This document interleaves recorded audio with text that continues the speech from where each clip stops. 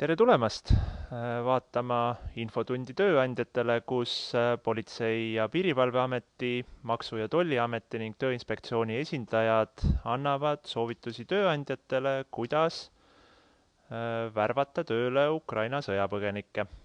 Ja selleks on meil tänases infotunnis Politsei- ja Piirivalveameti valdkonna koordineerija Liis Valk. Maksu- ja Tolliametist on meil maksude osakonna talituse juhataja Tiina Normak ning Tööinspektsioonist on meil külas nõustamisjurist Jana Vaus-Madueira Silva. Ja alustame kohe üldise küsimusega kõigile. Mis on teie asutuse vaatest siis võib-olla kõige olulisem tahk, millega tööandja peaks, Eesti tööandja siis arvestama Ukrainast pärit sõjapõgeniku tööle värbamisel ja alustame äkki Liis PPA vaatest.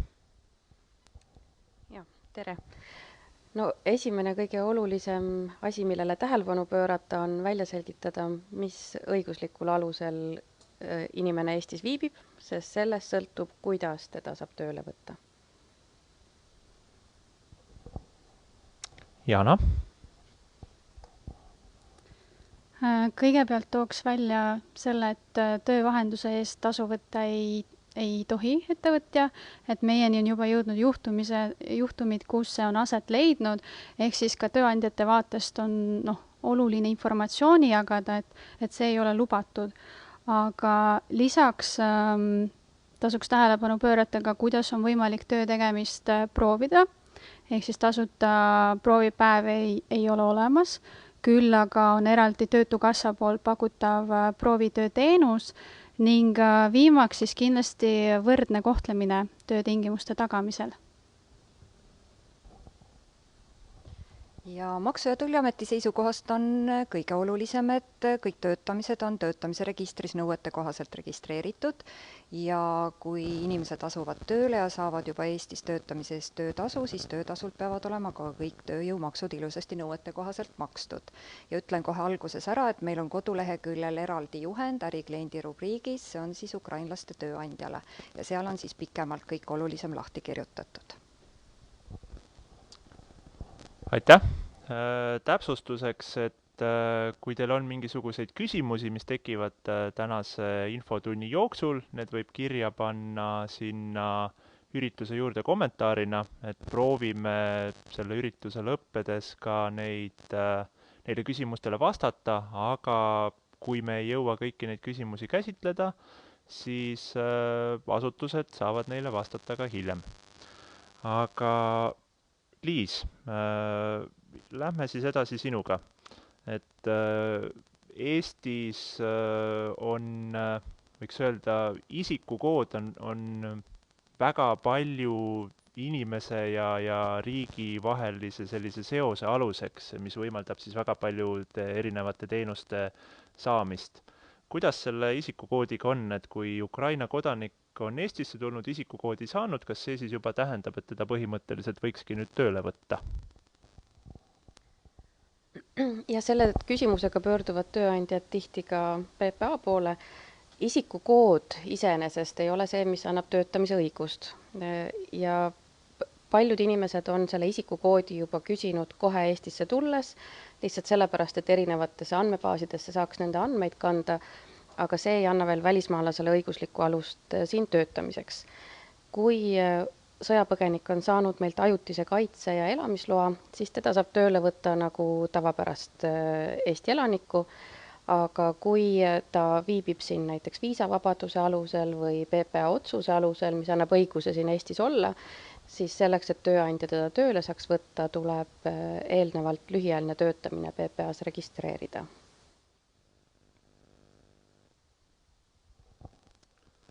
Ütlen teistele ka ära, et kui te soovite mingis aspektis kedagi teist täiendada, siis see võimalus on teil alati olemas. Aga kuidas saada aru sellest, et inimene on siia tulnud ja selle ajutise kaitse saanud, mismoodi saab inimene seda tõendada ja kuidas siis sellist inimest tööle võtta saab?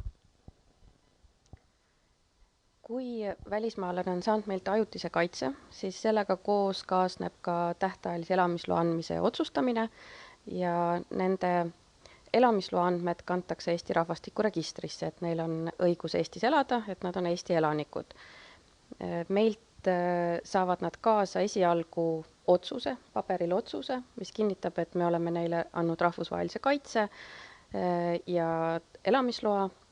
Selle otsuse peal on näha ka nende isikukood ja senikaua, kuni ei ole veel väljastatud plastikkaarti, elamisloakaarti, mis selle olemasolu tõendab, on võimalik elamisloa kehtivust kontrollida näiteks PPA välisveebis, kus meil on e-päringud. Seal on võimalik ka elamisloa kehtivust kontrollida, kui sisestada isikukood, inimese ees- ja perekonnanimi.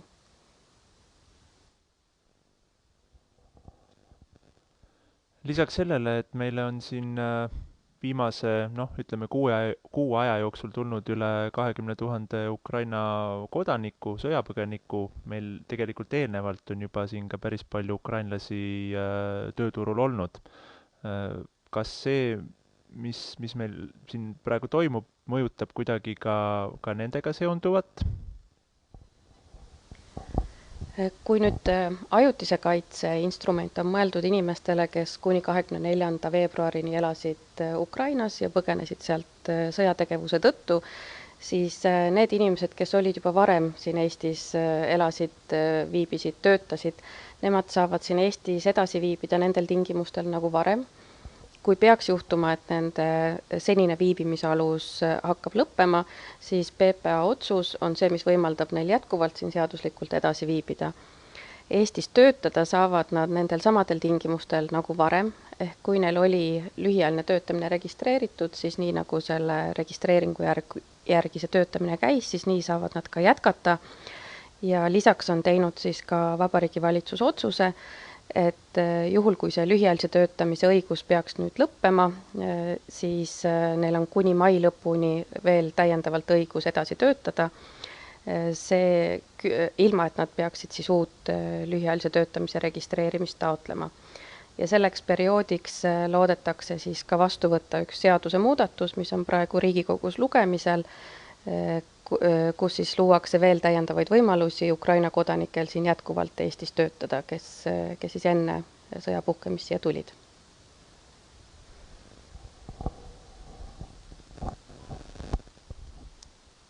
Aga lähme edasi siis Tööinspektsiooni poolega. Kuidas siis kõige õigem oleks alustada töösuhet Ukraina sõjapõgenikuga? No kõik algab sellest, et tuleb hinnata, mis leping tuleb sõlmida. Et lepingu sõlmimisel me tegelikult vaatame, et mis on see töö iseloom, et kas isik on pigem selline iseseisev teenuse osutaja, kes saab otsustada, kus, millal, mis viisil ta tööd teeb, või tegelikult toimub ikkagi allumine tööandja juhtimisele ja kontrollile. Et sellele viitavad üsna mitmed tunnused, et näiteks töö tegemine toimub siis tööandja ruumides, töövahenditega, tööandja määrab aja, mil töötaja peab töötama, näiteks koostab töögraafiku, lisaks ka perioodiline töötasu maksmine ja muud säärast. Et kõigepealt siis tuleks paika panna, mis on see leping, mis tuleb sõlmida ja järgnevalt juba, mis kohustused sellega kaasnevad. Esiteks siis, kui me räägime nüüd töölepingu sõlmimisest, siis leping peab olema sõlmitud kirjalikult, küll aga loetakse leping sõlmituks ka siis, kui töötaja asub tööd tegema, mille tegemist siis eeldatakse üksnes tasu eest. Aga suulise töölepingu puhul on alati omad riskid, et sellega võivad kaasneda vaidlused nii töötaja vaatest, et näiteks jääb töötasu saamata, jäävad maksud maksmata, aga ka tööandja vaatest, et näiteks töötingimuste üle võivad tekkida vaidlused.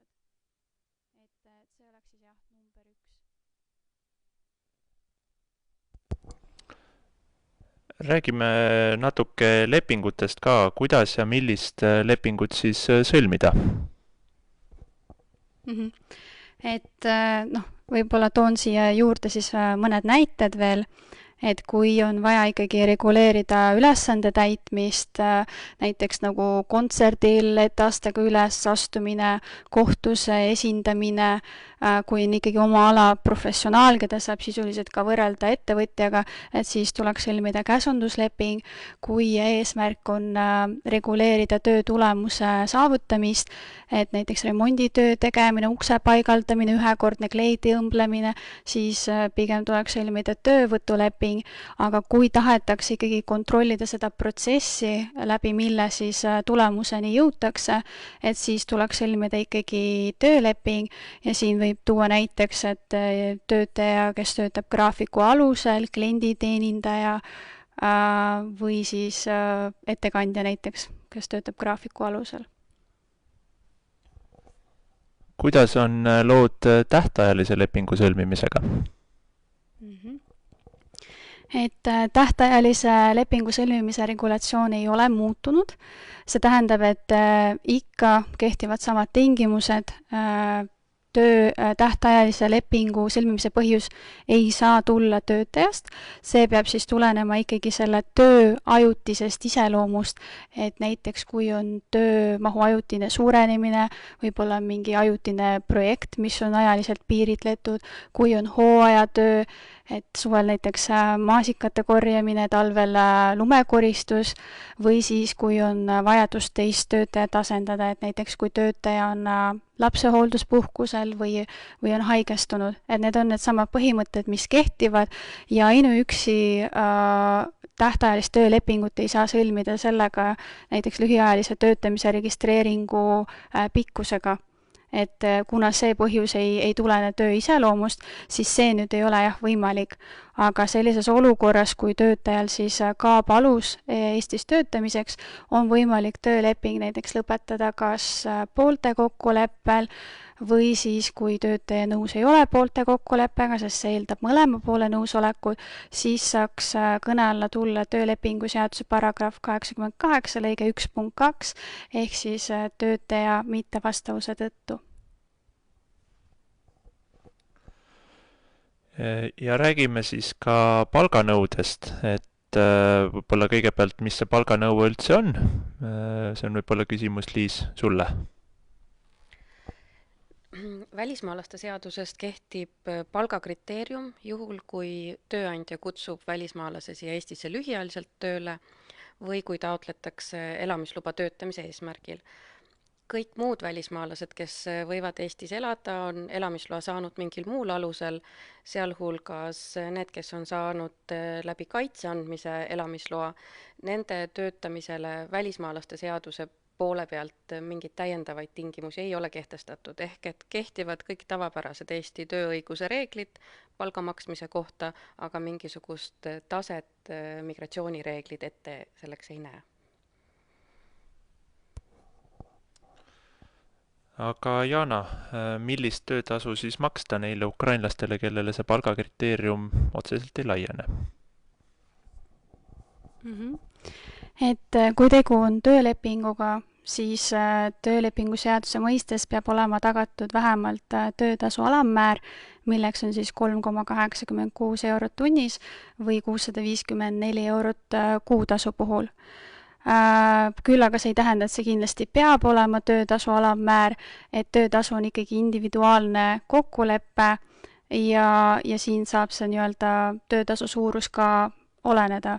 Et tihtipeale, mida küsitakse, on see, et kui on sama ametikoht, et kas siis kindlasti peab olema ka sama suurusega töötasu, et siis vastus sellele on, et ei pea olema, kuna see ongi individuaalne kokkulepe, aga see töötasu saab erineda siis ikkagi objektiivsetel põhjustel, et mis on siis nii-öelda tööga kuidagi seotud, et näiteks on kõrgem haridus, mille tõttu näiteks on rohkem teadmisi, on suurem kogemus, mille tõttu siis töötaja saab lisaväärtust ettevõttele pakkuda, aga kindlasti ei saa see erinevus töötasust tulla siis tööga mitte seotud põhjustel, et näiteks konkreetse töötajaga seonduva tunnuse alusel nagu rahvus, vanus või veendumused, et selle põhjal siis nii-öelda töötajad ei tohi eristada töö tasustamisel, et see oleks siis juba jah, ebavõrdne kohtlemine või diskrimineerimine.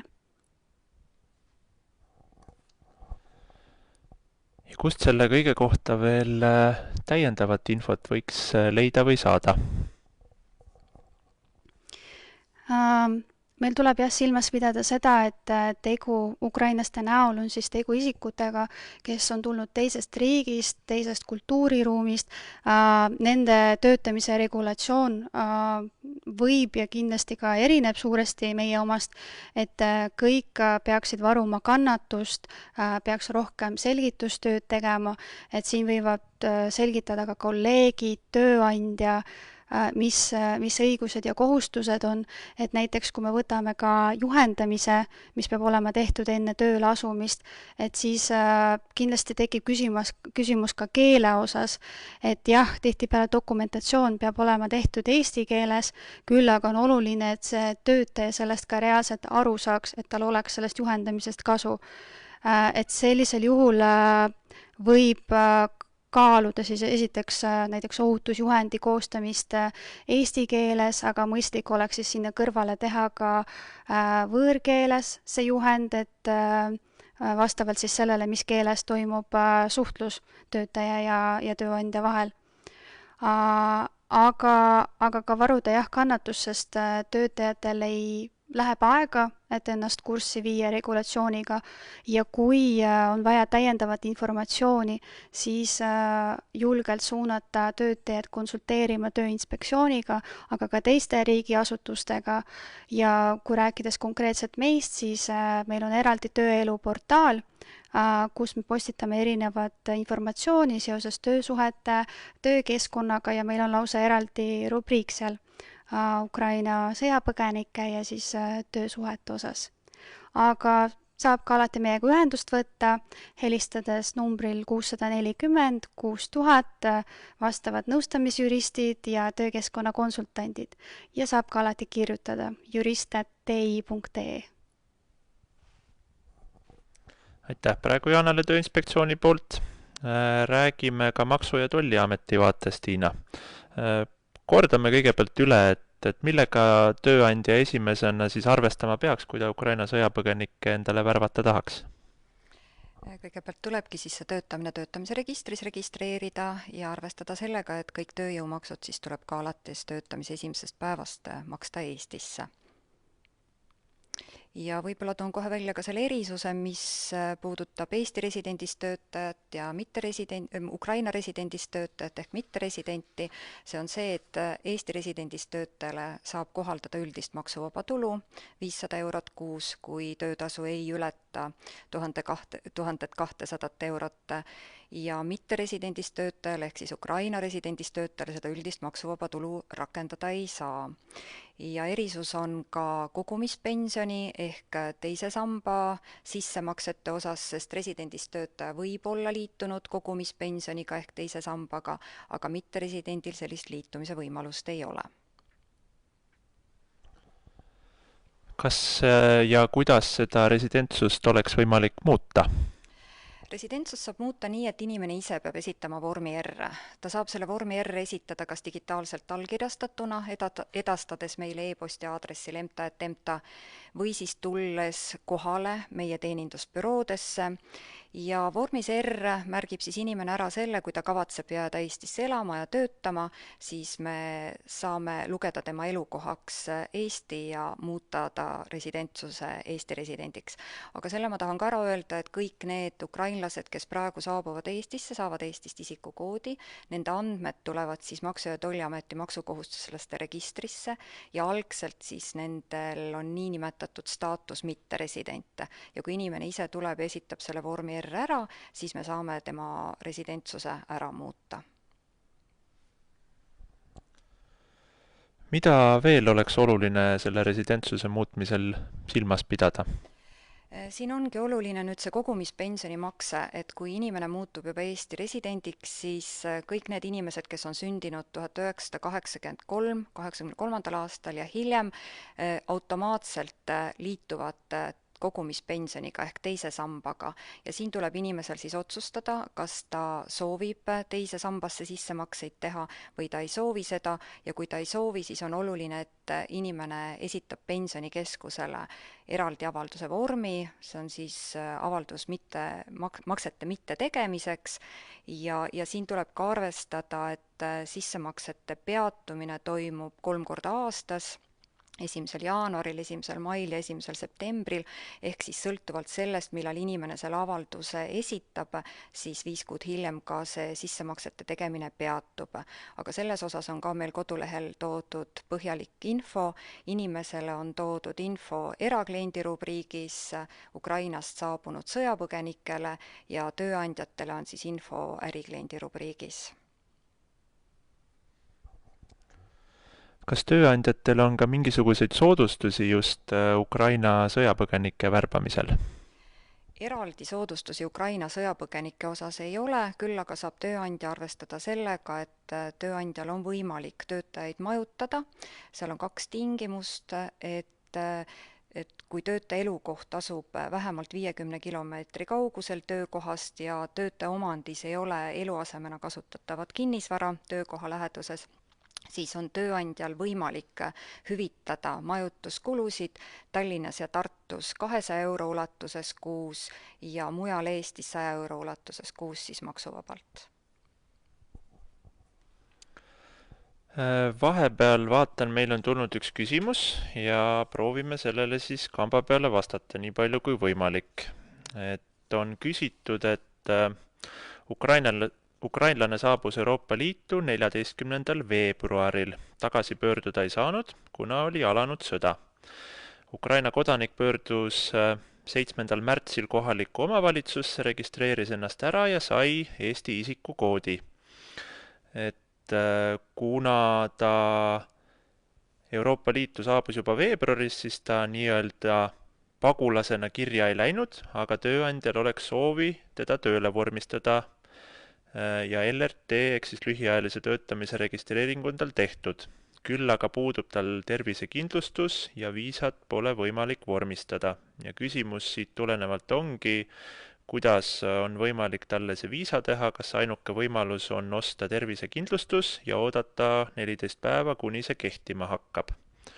Võib-olla see on küsimus siis Liisile. Kui lühiajalise töötamise registreerimine on tehtud ja inimene on tööle võetud, siis tegelikult laieneb ka haigekassa kindlustus, et see küll hakkab teatud päevade arvu pärast kehtima, aga ka need inimesed, kes ajutiselt Eestis viibivad ja siin töötavad, ka nende eest makstakse sotsiaalmaksu. Kui nüüd on soov viisat taotleda, otsest vajadust selleks ei ole, sest peadirektori korraldus annab õiguse siin Eestis viibimiseks, aga kui see töö iseloom näiteks nõuab reisimist ja on vaja piire ületada, siis on muidugi mõistlik viisa taotleda ja selleks saab siis pöörduda PPA teenindusse.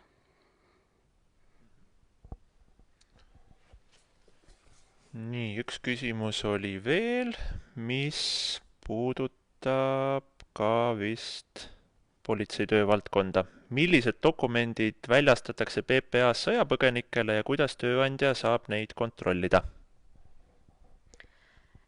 Kui nüüd sõjapõgenik taotleb meilt ajutist kaitset, siis nagu ma ka enne selgitasin, esimene dokument, mis ta saab meie käest, on otsus. Selle otsuse peal on tema isikukood, tema nimi ja info, et ta on saanud ajutise kaitse ja elamisloa. Koheselt tal muud dokumenti ei ole, aga tööle ta võib juba asuda. Tema elamisloa andmed on Eesti rahvastikuregistris ja tööandja saab PPA välisveebist kontrollida, et see elamisluba ka kehtib. Siis on siin üks natukene konkreetsem küsimus haridusvaldkonna kohta, et kui me nii konkreetselt vastata ei oska, võib-olla saame natuke üldistatult vastata. Küsimus on selline, et kas õpetaja tööle võtmisel piisab kvalifikatsiooni tõendamisest ENIC-NARIC keskuse kaudu või on veel midagi olulist, mida peab silmas pidama? Kuidas on karistusregistri andmete kontrolliga? jah, see on juba nii spetsiifiline küsimus, et meie vaates on keeruline seda kommenteerida ja ei taha ka kindlasti eksitada ega valeinformatsiooni anda. Ma usun, et siin on kõige õigem Haridus-Teadusministeeriumiga kontakti võtta ja saada teada need täpsemad tingimused õpetaja tööle vormistamiseks.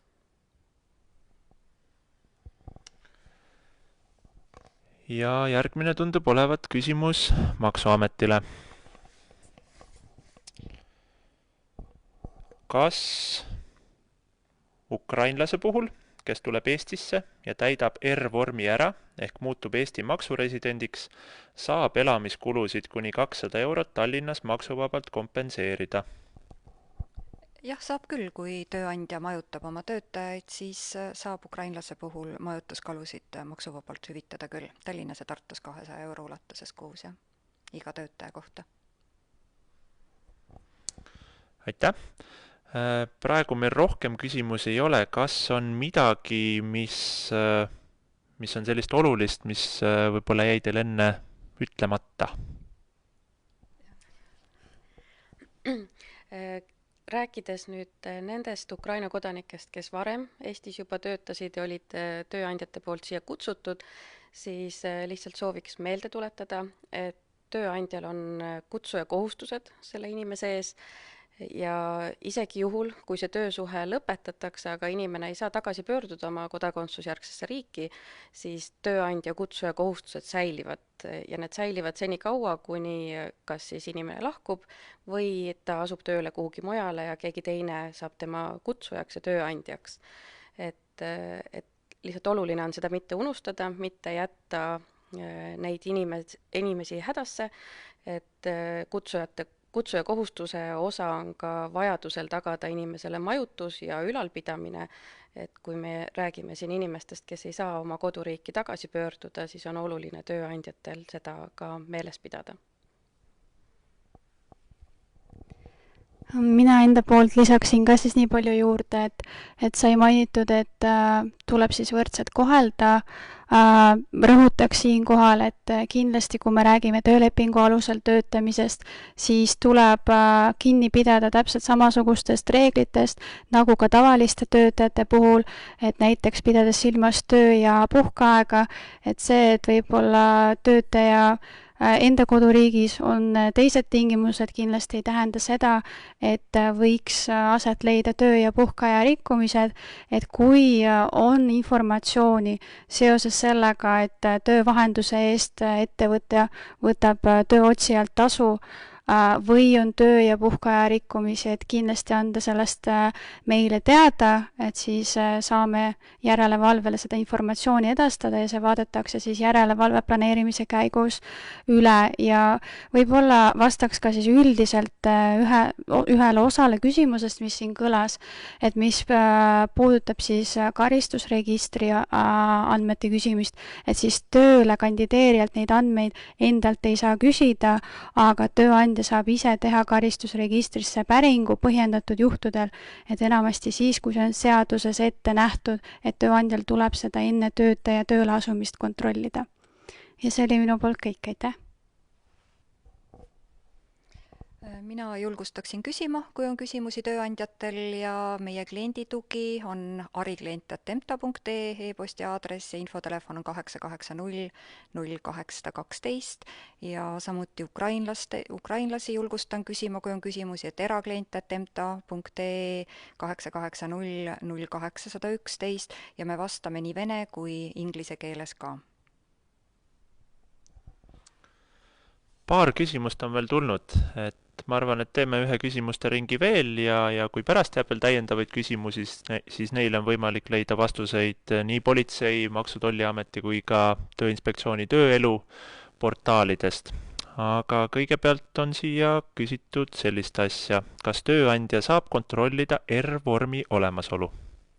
Saab küll, Maksu- ja Tolliameti kodulehelt saab teha päringu ja päringule vastuse, kas inimene on Eesti resident või inimene on mitteresident ja on ka tööandjaid, kes kasutavad XD teenust, et XD teenuse kaudu saab ka. Ja kui on soov liituda XD teenusega tööandjal, siis tuleb kirjutada teenindusabi@tempta.ee ja oma soovist teada anda, et see võimalus on ka olemas. Siis on küsitud sellist asja. Kui töötaja tõi oma lapse Ukrainast ära ja käis ka Ukrainas pärast 24. veebruarit, kas tema saaks siis ka ajutist kaitset taotleda? Siin on veel mainitud, et tal on ka samaaegselt Eestis olemiseks viisa ja ka töökoht olemas. Ajutine kaitse on Euroopa Nõukogu otsuse alusel mõeldud inimestele, kes kuni 24. veebruarini elasid Ukrainas ja põgenesid sealt siis kas 24 või hiljem sõjategevuse tõttu. Et kui inimene tegelikult elas varasemalt Eestis, töötas siin, siis temale see ajutise kaitse direktiiv antud olukorras ei laiene. Kui tööandja pakub tööd vaid hooajaks, aga võimalik pakkuda elamispinda seniks, kas seda kuidagi kompenseeritakse? See on küsimus mulle, et hooajatöölised, maasikakorjajad või põllumajanduses või karjakasvatuses, kes on abiks ja kui neid töötajaid majutatakse, siis on samad reeglid, et Tallinnas, Tartus 200 euro ulatuses kuus on maksuvaba ja mujal Eestis 100 euro ulatuses kuus maksuvaba, aga siis ühe töötaja kohta. Nii et see võimalus on täitsa olemas, majutada oma töötajaid. Siis siin on küsitud LTR-i alusel hooajatööna tööl viibivate inimeste kohta, kellel see tööluba hakkab lõppema, et mis tingimustel nende töötamist pikendada saab. Et sellest me enne rääkisime, aga võib-olla 2 lausega kordad korra veel. Ja kui on tegemist hooajatööga, siis nende töötamisele on ajaliselt pisut rangemad piirangud, et see ei saa olla rohkem kui 270 päeva ja kui see maksimaalne aeg on ära kasutatud, siis hooajatöö reeglite järgi seda pikendada ei saa. Küll aga, nagu ma mainisin, on Riigikogus lugemisel välismaalaste seaduse muudatus, mis tooks siis võimaluse ükskõik mis valdkonnas inimest, kes on siis Ukrainast pärit, tööle võtta ja seda pikemaks ajaks ja lihtsamini kui tavapäraselt lühiajaline töötamine on reguleeritud.